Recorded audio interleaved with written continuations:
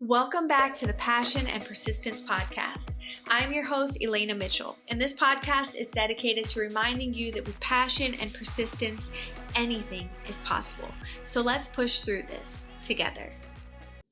Hello, everybody, and welcome back to the Passion and Persistence Podcast. I'm your host, Elaina Mitchell, and I am so honored to introduce you to the amazing, the hilarious, the ultimate Will Snyder.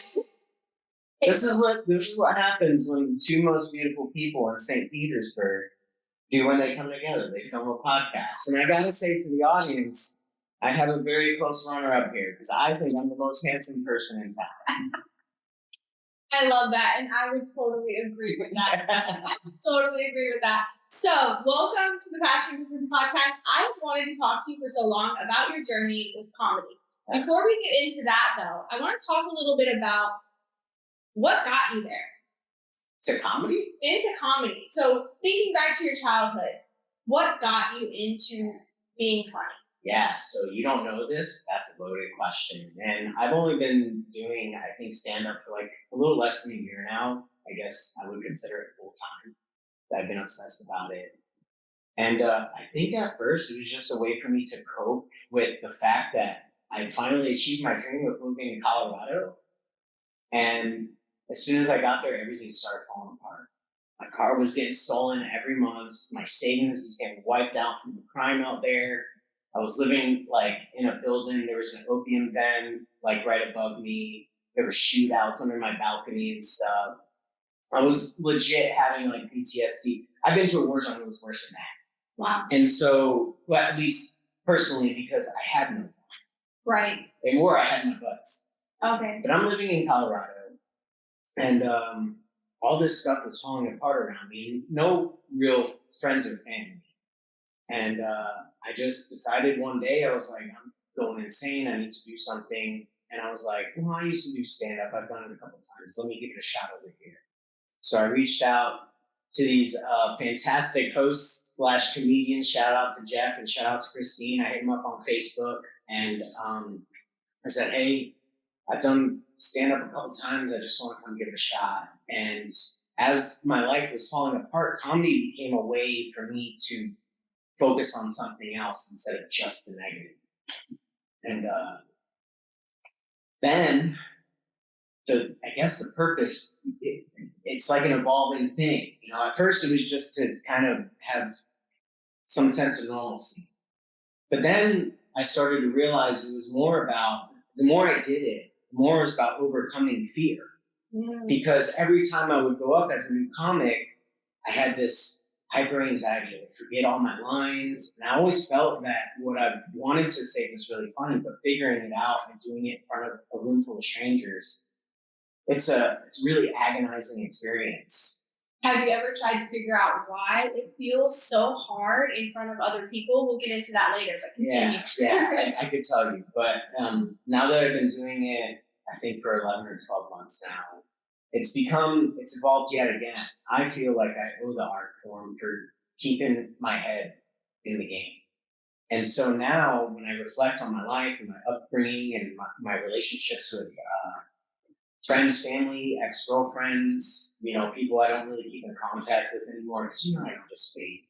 When I think about all that stuff in totality, it's more about atonement than anything. I feel like I need to atone for something for the first 33 years of my life. I don't want to say it was a waste, but it felt like one because I was always doing something for somebody else and never for me. And comedy is the first thing I've ever done for me. I've never had an artistic. I was good at writing and doing poetry, but I've never performed or shown anybody my art. This is a chance for me to do it. Wow, yeah. That is epic. And I love the word that you chose, atonement. So when you think of the word passion, would you say comedy is your passion, or how would you define passion? Yeah, it's and this, the parts may change later on as my journey through comedy, but right now I think it's probably 9 parts obsession, 1 part love. Mm-hmm. I still get those jitters and that anxiety from going up and telling an entirely new premise, trying to go through the process of working it out and just kind of whittling away at it so it's a finely crafted joke. And I'm still new. Yeah. So it's still learning. I listen to a lot of other comedians, and they're always like, actually, it's easier the more you've been in it, because they'll go up and tell a joke and they don't feel like it was funny at all. They'll feel like in a room of an open mic, you'll actually get a more punishing crowd. When you go to a comedy club, they're so much nicer. They want to laugh. But at open mics, they don't want to laugh. It's almost like you have to steal that from them. Interesting. And so it's kind of a game for me. And so have you felt like you might be able to read an audience? Maybe you're feeling some things that they're feeling, and that attributes to the fear or the second thoughts or the open mic nights? No, it's not so much. Well, I guess maybe kind of in a way. I think a lot of this performing on stage, which is something I've never done before comedy, unless you count like elementary school plays or whatever, where you pretend to be a music teacher. But I've never performed in front of anyone. I don't sing in front of people. None of that stuff. So for me, when I'm reflecting on how I do comedy now, I think a lot of it is when I was in elementary school, I always knew I was like gifted and talented. In 5th grade, my essay was selected in my class to be like read to, the 5th grade graduating class. Like, hey, what are your hopes and dreams when you become middle school, high school, or adult? And I remember doing a rehearsal in the cafeteria at Crescent Park. Did you go there? No, but I lived across the street. Okay. I went to Crescent Park Elementary School in Fort Lauderdale, and I was just a little 5th grade boy. And I'm up there and I'm reading my little 2-page essay about my hopes and dreams. And I remember in the middle of it, these kids from the, I'm just going to say it, from the stupid kid class, from the asshole kid class, started laughing. And no, it's okay. No, Max. Okay. No, it's okay. Because like, I was really, it hurt because I was being vulnerable as such a young person, only to be mocked and ridiculed by my peers. When they're reading this paper, is this when the teasing started? Sorry, I'm trying to back Yeah, no. In the middle of me reading it during like a graduation rehearsal, they started laughing at me, and I cried and I ran off stage. And even during I couldn't even go to my graduation. I was so like hurt by it. Wow. And one of the other girls in my class, she had to read my essay. They didn't even use another kid's essay. Oh. Don't know why. Because it was so good. You know why. Well, me Brad, but they another girl in my class had to read my essay to them. Wow. And I just remember sitting in the back, like thinking that should be me up there, but I'm too scared to do it. So now that's part of it. Now I'm taking that unresolved issue and I've turned it around. And now instead of being afraid of the laughs, I'm seeking them. Ooh. You know what I mean? I hope you guys are listening to this. I just got chills right now. This is exactly the atonement that he's talking about, though. It's because he went through something, an experience that made him reflect and realize he has an opportunity to now upgrade who he is at his core by facing that fear head on and changing the narrative. That's exactly, you're controlling now your fate, your narrative, and who you know you are inside instead of who other people have made you feel like. Yeah. That's amazing. I keep getting chills. This story is awesome. Okay, so now you've taken control and made people laugh for you, with you, instead of at you. And so do you feel like you're funny? No, absolutely. I don't. It's going to surprise a lot of people to hear or see this, because everybody tells me when I'm on stage, I have good stage presence and I appear very confident. But when I'm not performing, I don't feel any of that. I just feel like I'm doing a waltz through life. And it's just very mellow living. I tend to keep to myself. I don't know if it's because this is going to sound arrogant. I find most people are not interesting in this way. They have more in common than what they think they do with everybody else. Right. And so it takes a lot for me Like a person has to be really interesting for me to even want to connect with them. Right. And I know it sounds arrogant, but the way I see it is I don't have the time to be so outgoing towards people. Mm-hmm. I only have time to do what I want to do in life. No, that makes sense. And to your point, a lot of people are living on this surface level of who they think they should be, and so they seem uninteresting. I truly believe everyone's so weird and quirky and cool, and they just don't let it out. They're too scared of the judgment, the fear. Yeah. So it's rare to meet people ready to just like be them, right? In a sense, like my friends and family, people who know me well, they're like, "Man, you're so entertaining, you're funny," and I can get that. But that's because I've already built those relationships with these people. Yeah. I can be free and open in front of them. Yeah. When I'm out in the world, I feel like I don't know if this has to do with the Marines or what, but I feel I have to be vigilant. You're playing your role that you've been given, though. The one that I was taught in training day.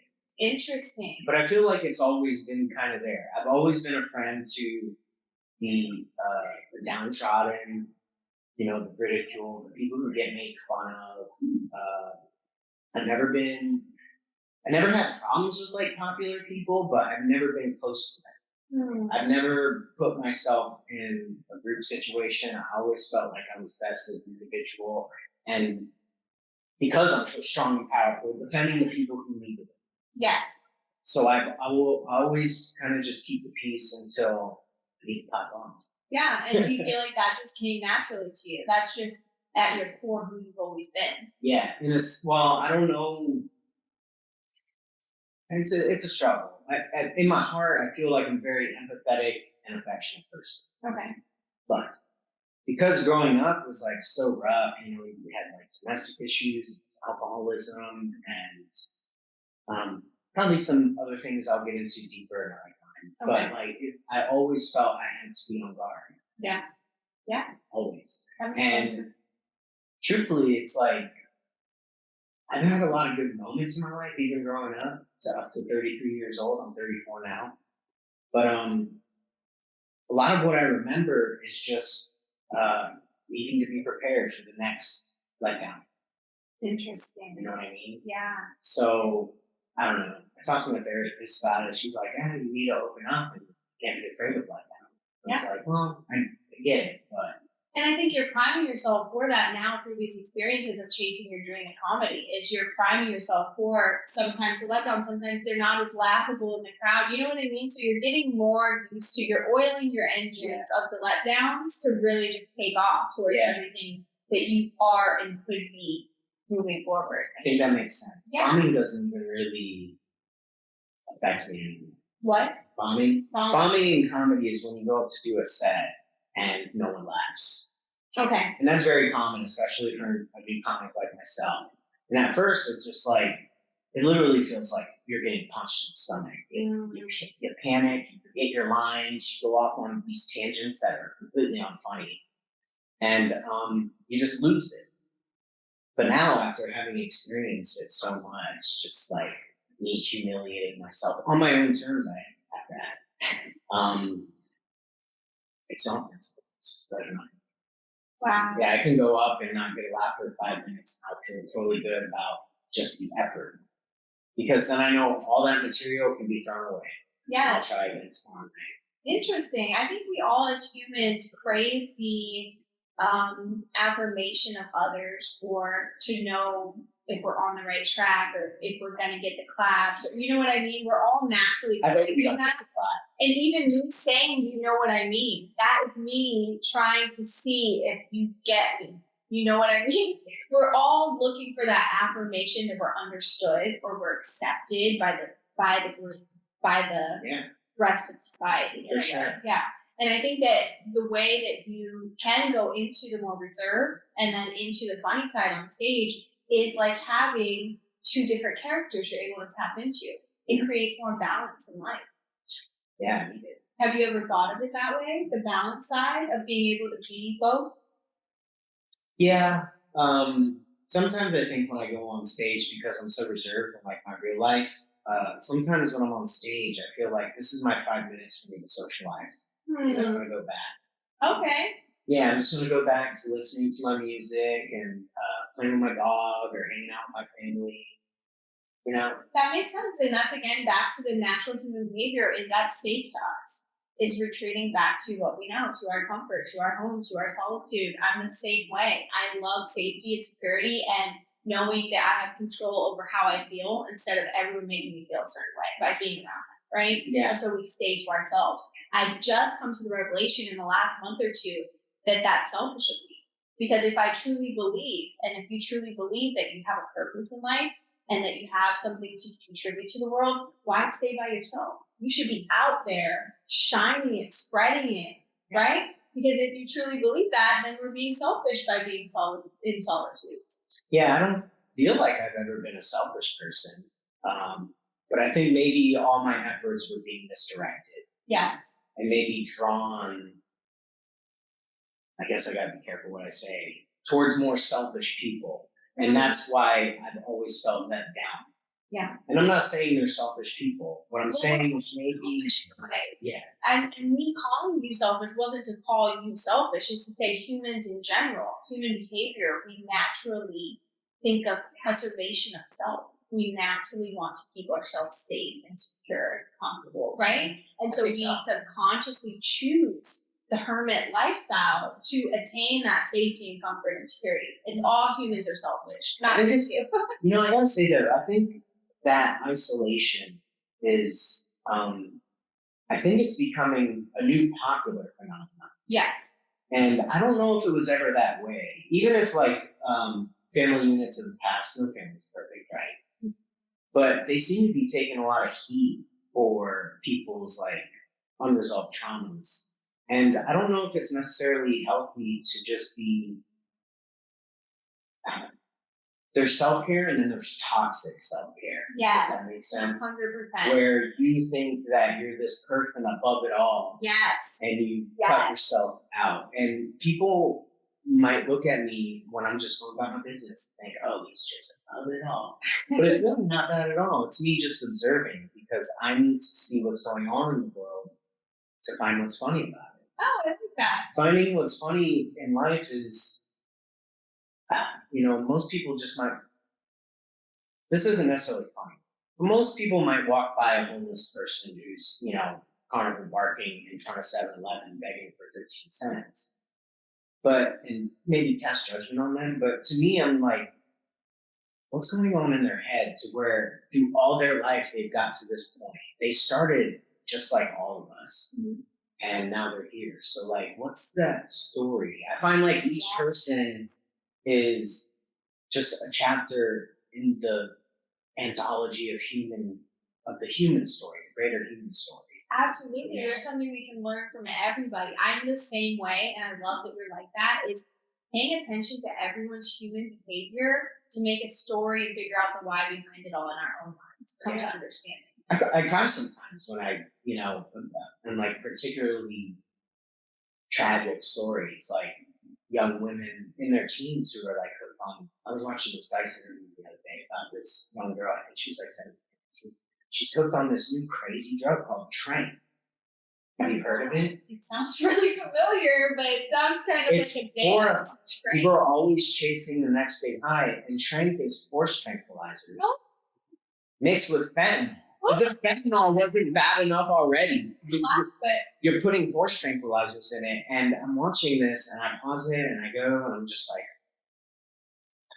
damn, it's terrible. Like, I'm not gonna cry, I'm not gonna cry. And I didn't cry, but I just thought to myself, what in her life was that bad? Yeah. You know, that she turned to this. Yeah. Because I can't even imagine, I don't even like oxycontins or oxycodones, you know. I don't like being prescribed them when I'm in pain, none of that. Yeah. And she's just going straight to the end. Yes, yes. See, this can happen to anybody. I've had experiences in my life where I could have been hooked on drugs many, many times, especially in college. So anybody, it could have been anybody, but the same thought goes through my head of what happened to them where I got out of it and they didn't, where I was able to break away and that person couldn't get away. You know what I mean? And I had a friend on a podcast a few seasons ago, Erin Haskell. She's actually a doctor of divinity. And she told me, which blew my mind, that all people have to go through the pain and suffering without interference. And that was really hard for me to accept because I want to help everybody. I want to figure out how to get you out of the darkness, how to get off the drugs, you know what I mean? And she believes that you have to just let everybody live their truth and figure it out for themselves. And that kind of blew my mind. So what do you think about that? I think that's good advice. I'm curious, what is divinity? And can you be a doctor of divinity? Is it a sign? More spiritual courses that she's taken to give her that title. And the doctor title comes from understanding human body and psychology. But the divinity title is from spiritual studies. So she prescribed you with 3 of Swords? No, she is a spiritual coach, like a life coach. She teaches other people how to be spiritual coaches too. But I get it. No, because I guess there's this movement towards I hear the term a lot, like divine feminine, divine masculine. I don't know what it means, but I guess there's something. I guess it's trying to achieve your perfect self. The ultimate version of self. Yeah. To be divine, I guess, is to feel like you're above, though, and I don't think anyone should want to reach that. To feel like you're above, and to be honest, I think we all do at points go through feeling that way. Have you felt above? Oh, same. Yes, same. But I think it's important to do that because if you don't from time to time, I wish I could be an optimist, but I know that people will trample you if you let them. So yes, to your point, sorry to cut you off. I imagine things visually when I try to understand human behavior or spirituality or life in general. So to your point of thinking you're above and then also having the balance, we have to be able to climb this ladder of being above and meeting people up where they're at. If somebody's below the ladder and needs help, whether it's a drug addict or someone with depression or whatever, we have to be able to climb down there, give them our tools to pull them up to where we're at without getting stuck where they are. And that's the hardest part of interacting with humans that are going through hard things. We usually get stuck where they're at, trying to help them in relationships, friendships, the list go on. Have you ever experienced that in life? Trying to help somebody and they're, I'm not progressing myself. And you get stuck with them. Yeah, but I wonder if that's more, I don't really know how to answer that question because I guess the answer is yes. I feel like I've been stuck with people, but it wasn't because I knew maybe the relationship wouldn't work, but I tried my best to avoid conflict because when I get conflictual, I have a tendency to take it to another level.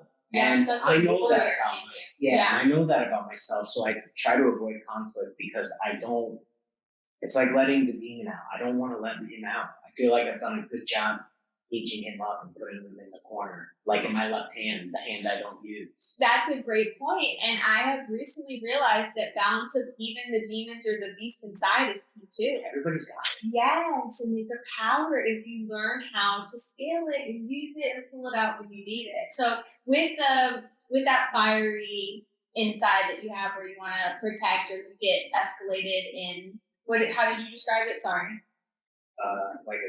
Like a demon that you have to hide in a cage. Okay, gotcha. Yeah. So in those moments of going through that, what is it that gets you back to being calm? Or have you found that yet? So I don't really get in conflicts with people, and I think it's because I don't try to engage them if they engage me. Right? I don't fall for the bait. And it's easy for me to just okay, have a nice day. And just walk away. So that comes to you easily. Very easy. Turning the other cheek. But when I need that aggression, it's usually, I found that I can kind of summon it when I really want to accomplish a task. Okay. So if usually doing some kind of labor, I feel like I need to do something physical. Yes. And I channel that and I just cut out the world. And walk around, I stomp around, I don't talk to anybody. or if people talk to me, like people I care about, I'll just give them a very brief yes or no, and then I go back to my thing. And that's like the only time I really let the rage do the work for me. Interesting. It's when no one's around. Yeah. And so, do you study self and reflect to understand what exactly triggers the rage, and then what type of people this comes out more around? You know what I mean? Like, do you ever just ask yourself those questions? Yeah, I hate bullies.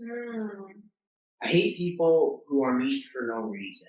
And I found that bullies, I think they're like that because there's something they're suppressing. Yes. I think I have a, should I tell this story? I have a gay friend in Colorado. He's my best friend. Okay. Or one of them. He's one of my best friends. Okay. I have a people. And he told me this story about the only time he ever got bullied. Turns out, for his sexuality. Okay. Turns out the bully liked him. Yes, of course. And when he told me that story, I didn't understand bullying until he told me that story. Mm-hmm. And I was just like, huh. So that person had an unresolved issue that they felt ashamed of. So they needed to attack somebody else. Yeah. 100%. And again, I always think of it visually. And so they're feeling all this darkness coming through them. They have to release it. Energy has to go somewhere. When you're feeling like that about anything, it gets directed at someone else in another way. So now I think about bullies that way. And I don't really get heckled a lot on stage because I'm so fucking good. But when I do get heckled, I understand it's because there's something unresolved in that. So now it's my turn to bully them. Ooh. And I think that's what comedians do. I think that's why you see so many comedians. The comedians who become good at crowd work, they don't allow bullies to just run the show. Yeah. There are some comedians who, I guess, aren't as good at handling hecklers. I'm not calling myself a pro by any means, but if you want to heckle me, test your luck. Well, I like it. That's something for you. So you had a show recently, right, at the Improv? Were there hecklers there? No. Ooh. Fantastic, fun crowd. It was my first time ever in a comedy club. Okay. And I was performing, and I thought that to me felt so incredible. Like I've never even gone to a comedy show. I've never seen a professional comedian. Okay. And I went to the Dania Beach Improv, and there was probably like 100 people in there that night, and I didn't feel any anxiety or nothing, which is strange because for open mics, that does come. Yeah. But I had my stuff rehearsed. I knew it worked, and I go up on stage, and the first thing that came to my head, I didn't say it out loud, but I remember thinking, I was looking out at the crowd and all these half smiling faces. Some people were looking at me, and I remember thinking to myself, oh, I belong here. I love that. Before I even spoke a word, I was like, this feels like my natural habitat. This is Will in the wild. Yes. And yeah, I went up there, did a good job. I loved it. So, can you tell me a joke or two from that night? Or is it like audience based? Like, do you have to be in front of people to joke about them? No, it's not audience based. Like, there's one of my favorite jokes is about my trouble with dating. Okay. So I like to tell the joke that there's this girl that I had a crush on. Mm-hmm. And one day I saw that she was wearing makeup, which she doesn't normally do. And I wanted to compliment her and see if we can get things kicked off with us. So I went up to her and I said, hey, Ashley, I like your makeup today. It looks really good. Good job. She's like, oh, thanks, Will. I said, no, thank you. It was a much needed improvement. I think that's a good joke. A lot of women groan because they think I'm being mean, but really what I'm doing, I think. Am I explaining my joke right now to an audience? Don't explain it. It was funny, honestly. Okay. And it is a much needed improvement for everybody. Yeah. It's not that. Otherwise, why would people do it? I think. We're all visual creatures. We want to see pretty things in life. You have to take that with a grain of salt. I don't feel like I'm being mean because in the joke, the intention is pure. Okay. you know. I get that. I feel that. I love that. It's just my own boneheadedness that got in the way, which is honestly what it's like in real life. I don't really flirt or apply pressure to a lot of women that even I might be attracted to. Interesting. Yeah. You play like the hard to get kind of type. I don't think it works like that. Really? Can men play hard to get? I think yeah. Really? Is that what I'm doing? Is that how I come across? No, I haven't tried to think of that, but I guess you could come across that way. And it's your reservedness that is hard to read you. And so it would leave a woman wondering, right? They're not wondering enough because I'm not getting enough phone calls. I'm serious. All right, so how long have you been doing comedy for? About a year. I would say like that I cared about it and I'm trying to do good. Just purely for the sake of the arts, if you can call it that. About a year. And when do you feel like one day you just sat there and said, I need to get into comedy and go to a show and do my own stand-up? Yeah, I think it was when everything was falling apart in Colorado. Okay. So I was living down here in South Florida and I had a girlfriend.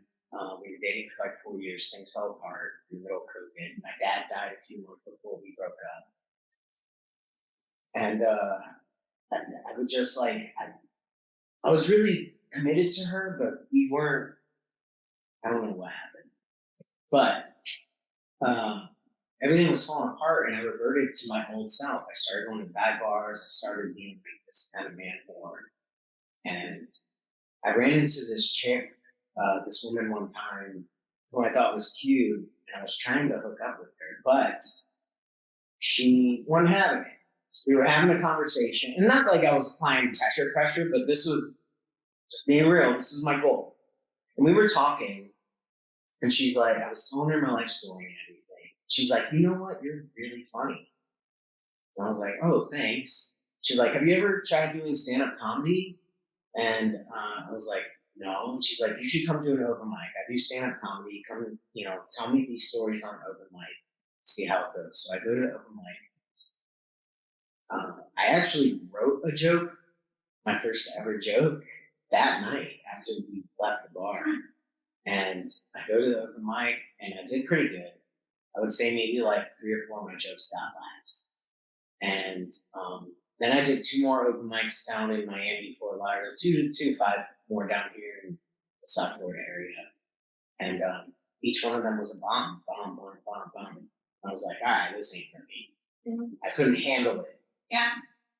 And then maybe I sold my house because I just had nothing but everywhere I turned in South Florida, I just remember some BS situation from my past because I grew up down here. Yeah. Whether it was like alcoholism or violence or a fight I had with a friend or a breakup I had with a girl, or we used to go to that place. Now it's every time I go, I think, so I sold my house and I moved out to Colorado and I thought I was going to start a new life, and I did, but it was a worse life, not because of me, but because of my environment.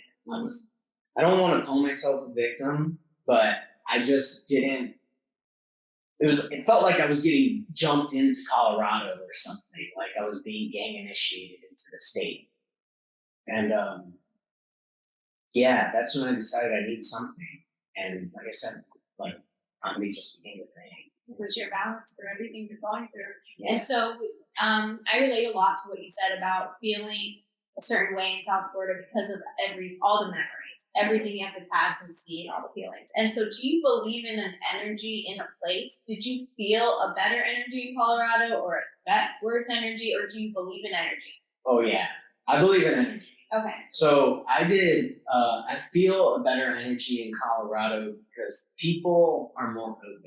Mm-hmm. I'm a huge admirer of all the open mic comics that I met in Denver. I think they're incredible writers. I think they're all so funny. The people there are so much more kind. I don't know if that has to do with the weed, the legal pot that's out there. It could. But they just drive slower. They use their turn signals. They let you in. Sometimes it's irritating because being a Florida raised driver, like I'm like, hurry up. But they're great drivers in Colorado, But yeah, the energy is so much better. The mountains, every time I look at them, they seem to shift like waves in the ocean. Really? They never look the same to me. Oh, that's cool. And yeah, that's just the energy I want to be around. It always feels like something new is happening. Down in South Florida, I don't know if it's because I was born and raised here, bad memories or whatever, but it doesn't feel that way. This, South Florida is a place where people just go to drink and party. Yeah. You got spring breakers, you got snowbirds, you got New Yorkers, you got Puerto Ricans, Cubans, Colombians, Mexicans, Guatemalans, Brazilians, South Africans. The melting party. It's a totally different country from the rest of the United States. Yeah. And for me, I think it's just too much. Yeah. It seems to me to be a very vain culture. Yes. That's 100% correct. And I talk to my sister about this all the time. Like, I love my family so much. I wish I could be around them, but when I'm down here, I feel myself getting depressed. That's exactly what I go through. And I'm glad someone else can understand that, because I used to think it was just psychological, like I could shake it. But it really is an actual physical feeling I get in that area. I get physically sick in South Florida. Not so much now, but I used to even faint when I would go back to visit. Yeah. So, South Florida to me, Broward, Dade, it's a whiskey bottle with one shot of whiskey that never goes away. And you just keep drinking. That's what it feels like. It feels like it's alcoholism. It's like the worst of everything. I feel like people take advantage of people there. There's a lot of I don't mean to sound judgmental, but there's a lot of plastic surgery and all this stuff. When I was in Colorado, I don't think I saw anybody who had body work done. Right. Everyone was natural. Women didn't really wear makeup. They didn't even need to because they're all stunning. Wow. And I think that's the big difference. Is it just has a more earth connected vibe to it, and that's what I want. Mm-hmm. And yes, I'm big on energy. I took mushrooms for the first time a few weeks ago. Oh yeah, so tell me about that. So it was I was scared going into it, because I don't know how my vigilance is going to react to these mental stimuli, these mental shifts. Okay. But I took it with my brother-in-law. My sister was around. And I thought my sister would be like, you guys are doing drugs again. Get out of my house. But she's so cool about it. You might appreciate it. Yeah, and my brother-in-law is an awesome person to be around. So we took these mushrooms. And maybe about 30, 45 minutes after I take them, I started feeling like it was coming on. Everything kind of just felt, nothing was moving, but there was a sense of flowiness to the world. And after a while, when it started to really kick in, maybe about an hour and a half into it, I remember I loved being outside. That's the one thing that I liked most about being in the streets. We would go in and out and do things, but the energy inside of the house was not the energy I wanted. Mm-hmm. And I would go outside and things are moving. My sister has these palm trees that surrounding her fence. And I remember looking at them and I felt another essence of them wanting to come out. Mm-hmm. Nothing was really changing shape or anything like that. It wasn't even really tripping hard. I took a safe dose, I guess you could say. The way I described it to my sister was I saw the true essence of everything in its cage, and it was just waving to me, hey, we're here, but it still looked like itself. Interesting. And I just remember loving that. And as far as energy goes, yes, but I'm a spatial energy person. Okay. My energy, I think I get the best energy from being in a specific spot. When I was on mushrooms, I remember it felt like I was part of a Bob Ross painting that he just kept painting. I was a painting. I love Bob Ross. Yeah, and everything felt so one. And I appreciate everything a lot more. And I remember I was doing yard work for my sister. I was helping her out with some work on the fence, and I was in those palm tree bushes. And I remember just I was working and I was like, something's not right. But nothing upset me. Something's not right. So I go out, I step out. And then I just stood there for like 15 minutes. I pulled out my phone and I recorded it. I took a video. I was like, I'm in the perfect right energy. I've had to shuffle my feet 2 inches this way and 2 inches that way and 1 inch backwards just to find the right exact spot to film this. And I was like, I feel like this is where I'm supposed to be right now at this moment in time. And I just wanted to record it. And it was just like this incredible thing. I felt the energy of the earth. That's what it was for me. That's really interesting. Yeah. And so do you believe that we are like vessels or conductors of energy, like antennas in a way? I don't know. That's a good question. Like, you mean humans or just living things? Well, I have this theory that like our hair, our fingers, our toes, it's all little like bacilli that can feel. Yeah. It's like our tentacles. We have sensory on them, actual physical sensory, but I believe that we can also feel things unseen with all of these tentacles. Okay. Yeah, we have 10 tentacles on our hands and 10 on our toes, and that's how we grab things. But I mean, there's a truthiness to that. Yeah. Because when I look at things like, I'm a pattern seeker. And maybe that's why I'm so quiet. I'm always trying to find patterns. And the one pattern that seems most prevalent to me is the neural cell. So you know what a neuron looks like? It has these, I don't know the technical terms because I'm just a dumb comedian. But you know how at the top they have, I think they're called dendrites. Mm-hmm. And then information travels from one end down, I think it's called the axion, to the other end where there's more of these little tendrils hanging out. And that's how the cells communicate with one another through neurotransmitters. Exactly. And if you just look at one neural cell, and then you look at a tree, but not just the part that's above Earth, but the part underneath it, it's the same exact shape. Yes. All the roots go out and they're collecting information from the Earth, and the roots from the leaves go out and they're collecting information from the sky and the universe and the sun. Yeah. And if you look at a human being, are we not kind of shaped the same way? We have these things that, I mean, they're so like, we could just use them and they're dexterous and we use them to scan our environment and collect information. And then when you're looking at the United States at night, you see all the lights. Mm-hmm. And they form these neural patterns. It's like, you look at New York City, it's just this huge orb of light. And then you see little branching lights going out and collecting information until it gets to the next major hub and say like Philadelphia or whatever. And it's just like that all over. And then you look at the universe, and it's the same thing. Yeah. There's galaxies and then galaxy clusters with branch and sweeping like branches across the universe, and everything is the same. Everything is about collecting information. Exactly right. And if you study everything in life, you can understand everything in life. It's all a duplicate of each other in different forms. Yeah. And so I was listening to actually the Ed Milet show before I got here today, and he was talking to Dr. Deepak Shakur. I hope I said his name right. And they were talking about how none of this is real. Nothing that we see is even here. It's all just a thought in our head. But what you're describing of the transmitters of cells, atoms, of us, of roots, of all of it is what is there.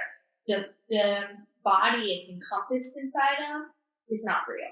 It's what our eyes and mind have put a story to.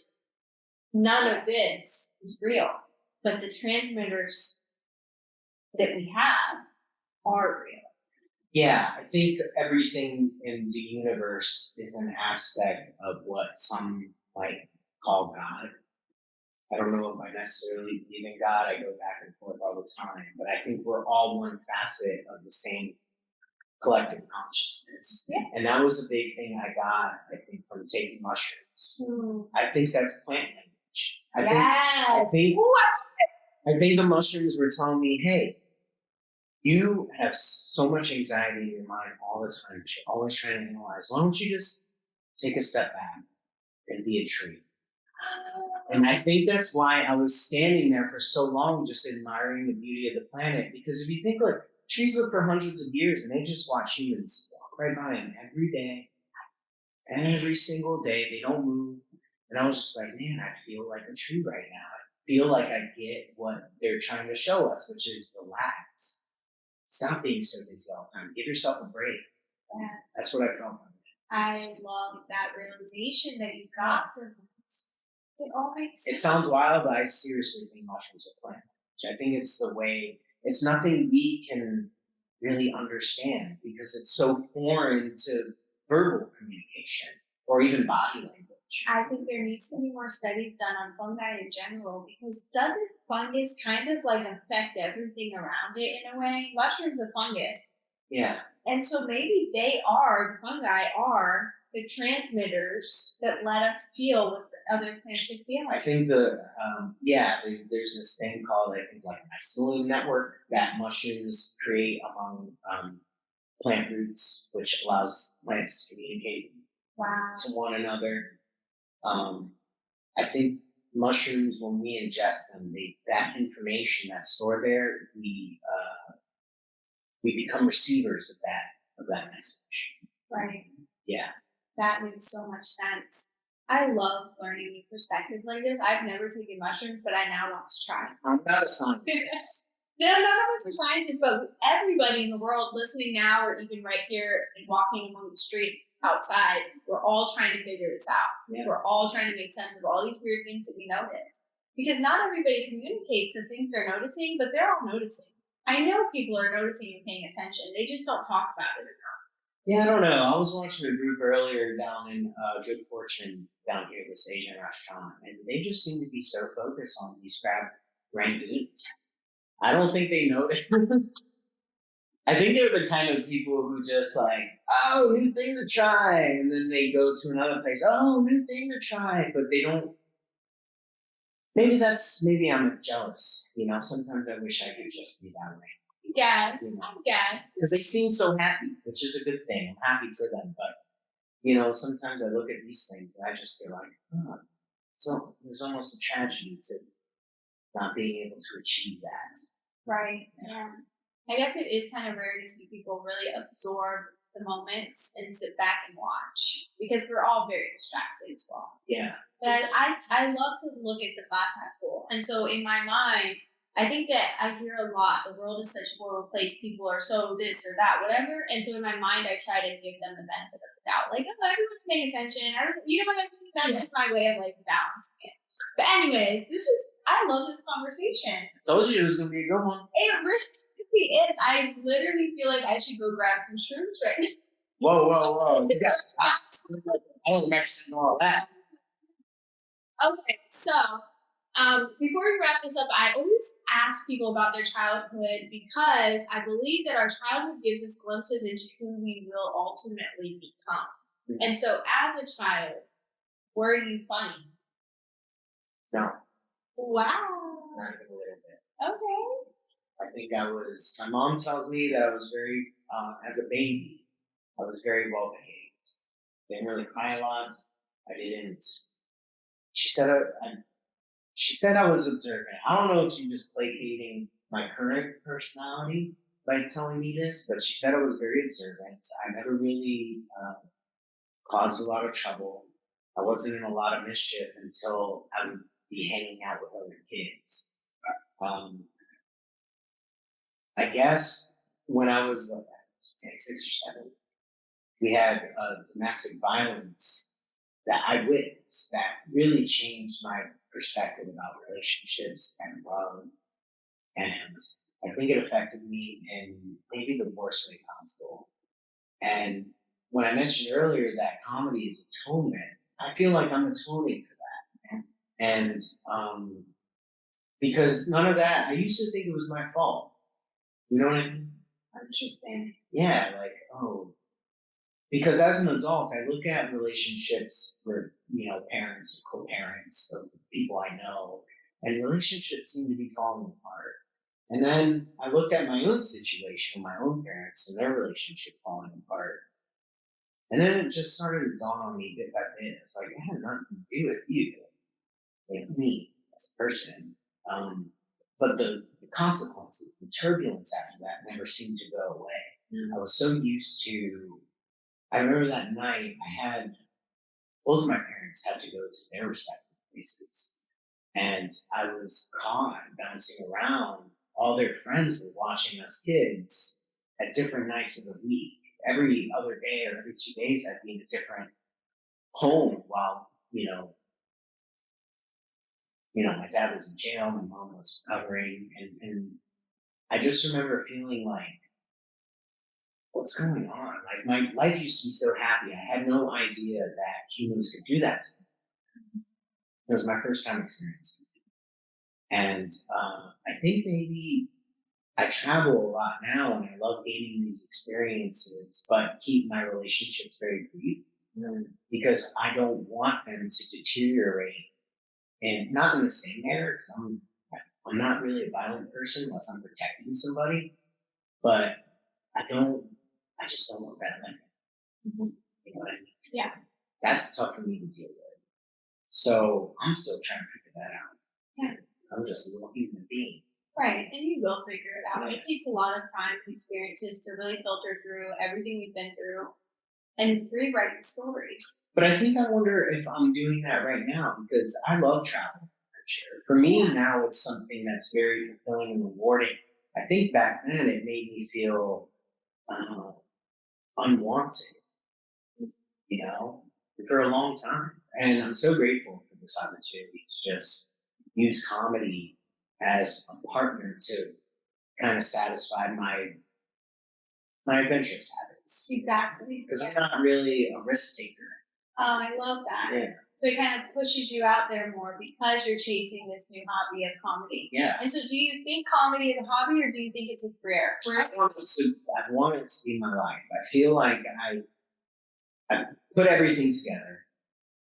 I know I have a message, Yeah, absolutely. And when it's perfect, when I master the craft, I'm going to have a special and people are going to come watch me tour the country and they're going to hear my message and then I'm going to retire. I'm going to go off into the sunset. And I think it's a message that hopefully will change the world. And if somebody changes the world before I do to my liking, then I'll probably quit. Do something else. But I think it's my purpose. I really believe that. Good. As long as you believe it, that's all that matters, and it will become a reality if you believe it. If you believe this is your purpose, and if you believe that you're going to have a special on TV or anything you truly believe and can feel and see, it will be. Yeah. Do you believe that? In a way, yeah. Because I do believe that there's a power to positive thinking. But I also believe it's appropriate to be realistic. Yes. Because I don't view myself as center of the universe. Mm-hmm. And I have this argument with my sister all the time. She's like, you need to think more positive. In my mind, I don't feel like I'm thinking negatively. I feel like I'm being prepared for alternate scenario X. I tell her all the time, I was like, I want to live my life the way I want to live it. And maybe if I think positively, all my dreams are come true. Or maybe tomorrow I'll walk into the street and get hit by cars. Because that happens. And I just don't want to... you don't want to be let down. Maybe that's it. But I want to be positive, but I also want to be cautious. Yes. Because sometimes I think too much positivity is reckless. It could be. I think too much positivity without taking into account the laws of life, of physics. It's trust, too. Yeah. Trust, yeah. For sure. Too much trust is reckless. Too much trust is reckless, for sure. Yeah. So you have to understand how to keep yourself safe with the positivity as well. But there's science now that proves that our thoughts are creating our future. And so if you truly have this conviction in your soul that this is what will be, you're writing what will be. Now, to your point of getting hit by a bus, we can't control that, right? Yeah, that's my point. And that's the laws and cycles of life that we'll never be able to break, no matter how positive we'll ever be. Yeah. But what we can control is our life and our output in life. And you do have control over that. And you are as great as you believe that you are. Anybody on, and not to give you a TED talk or I know you know these things too, but anybody on a high level in life, let's take Kanye West, for instance, he's always believed he's great. No one could tell him otherwise. And he's done great things in life. It's the belief, that unshakable belief in who you know you are. Kanye has been sipping some crazy juice, but generally I do respect him. I've always respected that he believes in himself. I think sometimes, though, because I suffer from depression, his mental situation is a bit different. Yes. But I can understand why he wants to believe these things, but I don't think that there's any benefit to blaming groups. That's the one thing I don't like. Yeah. That's why I'm so strongly in favor of just being an individual.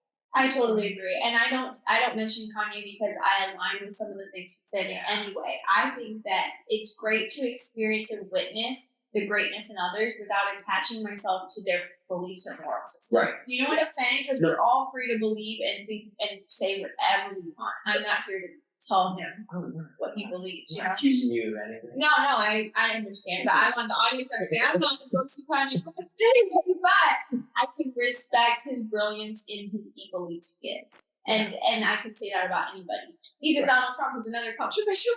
Actually, I will say this about Donald Trump. When he was running for office, I thought, what a clown, what a buffoon. He's actually not that bad. I know he's not the most eloquent, but I don't think he was a bad president indeed. And I think it's important to make a distinction because words don't matter. Mm-hmm. Your actions are what matter. Amen to that. And that's part of the reason why I do comedy. Words are just descriptors. So when we're talking about the power of positive thinking, I look at it like this. My story is already figured out, but what words are going to be used to describe it? Are they going to be tragic words or are they going to be comedic words? It's going to be the same story. I don't have any control over that. You do have control. No, that's not what I'm saying. Like the path is already laid out. Is it? I think it is. Okay, all right.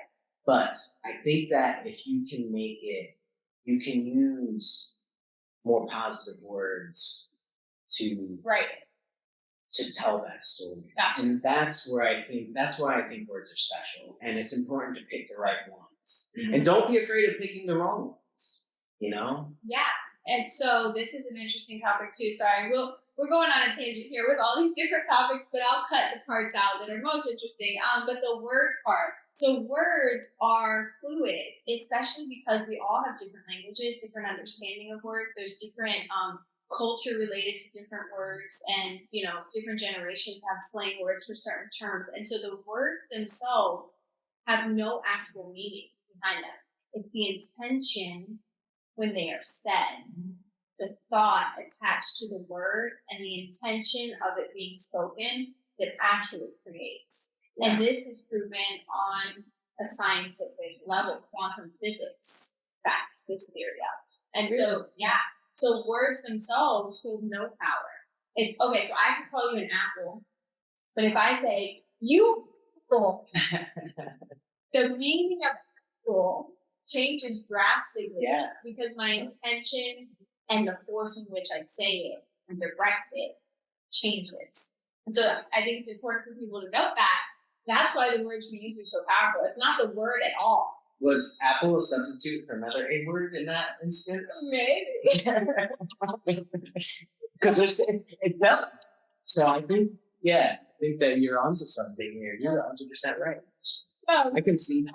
I'm so sorry. I did not mean to call you an apple, but I'm just trying to Thanks for taking that. The words aren't the powerful part. It really is the intention behind them and the power attached in the direction place. So language is so important for forming your thinking about society. I always tell people verbs are interesting to me in the romantic languages like Spanish and Italian and French, because when you say in English, there's no way to say I am without saying I.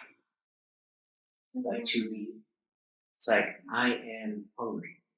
So you're constantly referring to the self. This is why English is the egocentric language. But in Spanish, you could just be like, instead of saying yo soy, where yo is I and soy is am. Instead of soy, I am. Interesting. You could drop the I don't know what I is. Is that a pronoun? I don't know either. But you know what I'm trying to I say? do understand what you're saying, Yeah. and that is really interesting, and that's why the words themselves. Yeah, I think it lends itself to a more communal language and maybe romantic languages. That's why Italians and Hispanics and even the French seem so much more, I would say, well, maybe not the French because they're kind of arrogant, but the Italians and Hispanics, they seem more communal and festive and wanting to celebrate everything in togetherness. But there's an individualism in American culture that we're really proud of that wants to celebrate one individual rises to the top and is better than the rest. That's a great point, and I never thought of it that way. Yeah. We do say I a lot. Me. I. Well, now I'm going to watch that. And I can't even talk without saying it. What's happening? Reference the sound. We do have to reference all. But if I go a little bit deeper down that rabbit hole, I think that words in general are referenced in that way because we are claiming our future, but we don't understand that. So when we say, I am hungry, you're claiming the hunger as yours. When we say, I am smart, you have now claimed smartness as yours. And so to claim that is to believe it, and then it becomes. What? I agree. I know what you're saying. You're saying it's important to own the message that you want for yourself. Yeah, sorry to stop. That's why the I is attached to the language, is to claim it, which makes it real, which creates it. I think that creates an individualistic culture overall, which is, I'm not here to say it's good or bad. I'm just here to say that, there are differences in the way sounds affect us. Mm-hmm. And this is part of the reason why, I know it's a conservative thing to be all free speech, but at the same time, I was in Austin, Texas, and I wanted to be on the show the whole time. And I went to an open mic, and I was watching some of these comics do their thing, and they seem to only ever want to say the edgiest, what's considered to be offensive. So we're talking like R word for retard or N word for, I'm not going to say that, but you get the point. And I remember. Wait a second, is R word worse than N word or N word worse than I word? I don't know. I just know that my skin is not black, so I'm not saying the N word. I could be mentally handicapped, so I think I can say that. But you could also be that down the line of your genes and you don't even know. Well, no one knows. But that's not the word. Oh my God, that's so wrong to say that. You can't. No, but what I was trying. Anyways, the point I'm trying to make is that they seem to be edgy just for the sake of the speech, and I don't think that they were even trying to be funny for the sake of comedy. It was almost as if their sense of humor hinged on being offensive. And that to me is not why people should get into comedy. Yeah. This is why I respect the Denver scene is so underrated because not only are they good at comedy, but they're respectful at it. I was just going to say, do you think some comics have aggressive tendencies in their comedy that they're letting out their aggression through comedy? Yeah, I know, because like I said, I'm not here to censor anybody. You deal with the consequences of whatever words you want to say because people are going to react to them. Right. And I think it's important for people to understand that. And to your point about the words we use to create reality for ourselves, I think there's something to that too. And if you're going to say something that's controversial, you better make sure it's really fucking funny. And the Denver comics are so much better at doing that than what I saw from the Austin scene. It just seemed to be, I don't know, it seemed like a lot of people were just either trying to latch onto 15 minutes of fame or just controversial for the sake of being controversial, or maybe saying things that are unresolved within them. Exactly. And I just wonder, I wonder if like they're in it for the right reasons. I didn't think I know Austin comedy scene is getting this huge pop right now because all the like famous comics went there. But I don't think they're any better than the comics in Denver. I think the Denver comics are 1,000 times better, if I'm being frank. And I think it's the energy that you're feeling from them. And it's not even that they only do clean comedy in Denver. They can be raunchy, they can be dirty, but they don't go out of their way to be offensive. It's the intention behind the joke. Yes. That's everything. Intention is everything. It's a night and day difference. Yeah. 100%. That makes a lot of sense. And that's cool. But I like, you know, goal wise, Austin is probably where I should be right now. But I'm going back to Denver because I love those people. I miss them so much. Really? I don't think they know how much I admire. So this is kind of like my little ode to the Denver comedy scene about how great you are, and I can't wait to see you again. Oh, that's so cute. But so much happened to you in Colorado. Yeah, and I feel, and I know I shouldn't feel this way. I'm getting over it. I feel raw about it because maybe I appeared to be such a jerk because I was just going through so much. Oh, so now you want to go make atonement to that phase. Yeah, I want to fit in with these super cool people that I miss a lot, and I love. My friends are out there, and I just want to be in the energy of Colorado. And the first round of me being in Colorado sucked. When I go to my corner, I get patched up. I'm going to go in for round 2, and I'm going to win that round. Good. That's what persistence is all about. That's what this podcast is all about. And so anybody listening right now, if they have this dream in their head or heart that they want to go chase, like being a comic or anything under the sun, what advice would you give them?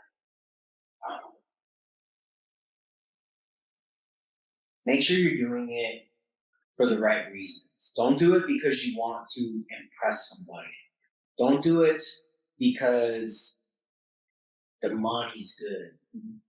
Don't do it if when you do it, you're thinking about something else.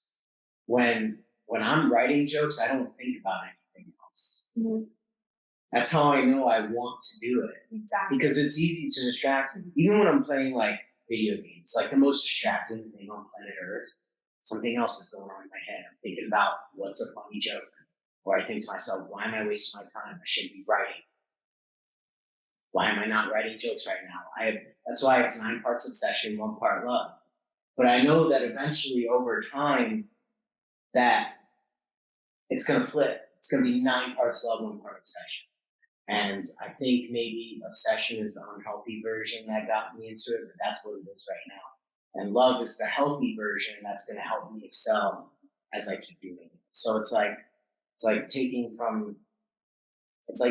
potential energy and turning it into kinetic energy. Yeah, of course. Because obsession, I feel, is necessary for anything you're passionate about to really learn and dive deep in. And then it balances out naturally. Once you've learned so much, then you can kind of sit back and let it balance a little more instead of the obsession side. You'll find it. And I love that advice. I think that your point was perfect about finding something that you really love to do without noticing the time passing by. If you can dive deep into something and 4 hours pass and you're like, wow, I didn't even notice, you love it. You're passionate about it. That's how I am. So do you love what you do now? Yeah, a little. I mean, yes, I do. It's what I want to do. I know that. I've just never felt, to me, there's no bigger satisfaction than making a bunch of strangers laugh. Yeah. Because when I came back to like the United States from the Marines, I just felt so out of place. Mm-hmm. And I still kind of feel that way. Mm-hmm. And I think it's nice for me, it's a nice little release for me to let them know, oh, there's something in him that's pulling out one of the greater parts of living life, which is still laughing. I love that. You know what I mean? Yeah. And I don't always get that because, as I mentioned, my depression. But it makes it so much easier to live with, to see other people happy and not just like at each other's throats all the time. I love that so much. And if anyone else listening or watching right now is going through depression, I need you to know that we all go through it. I like to believe we all go through it to a certain degree because it makes me feel less alone. Do you believe most people experience depression?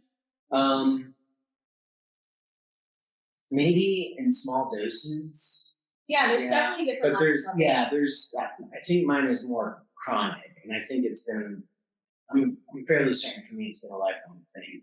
Yeah. And I used to try to like medicate with either weed or too much drinking or whatever it is but I'm even in the last year or two, like I'm starting to get over that, and I don't drink as much, I don't smoke as much, I find myself not needing it the more I dedicate myself to this craft that I like, and it's good recovery. I love that. Yeah. It's pulling you out of that a little bit.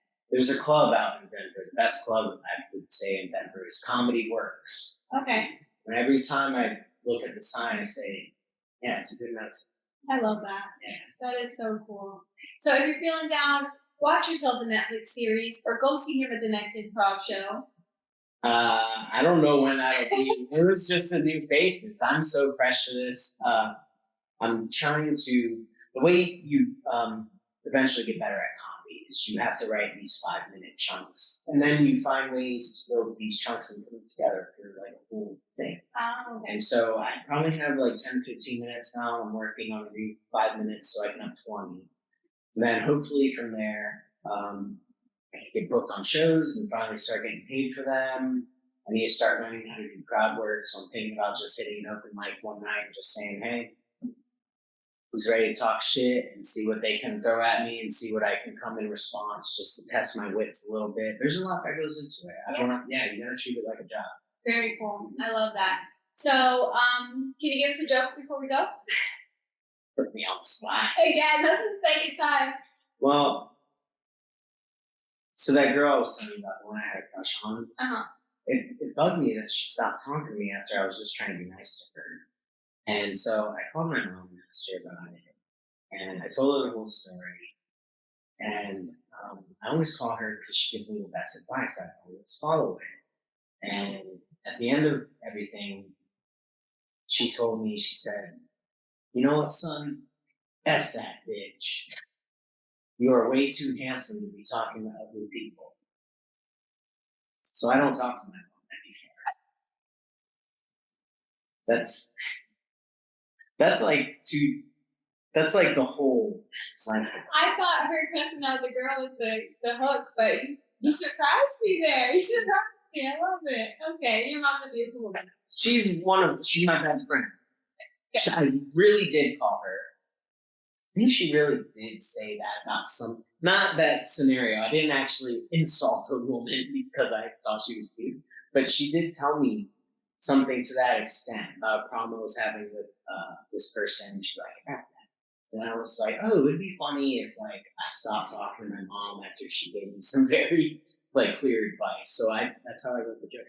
I love it. Very funny. Well, thank you so much for joining us today on the Passion and Persistence podcast. Thank you. It has been a blast. How do you like St. Pete so far? I love it. It's a wonderful place. You know, I tell people all the time, if there's any place in Florida that I live in, Tampa, St. Pete. I think this is the jewel of Florida. It's a great melting pot here as well. Yeah. Cool. Well, welcome to St. Pete. Thank you for being on the podcast. It was great chatting with you, and I'm sure I will be at your next show. I hope so, yeah. We'll see what we can do. Okay.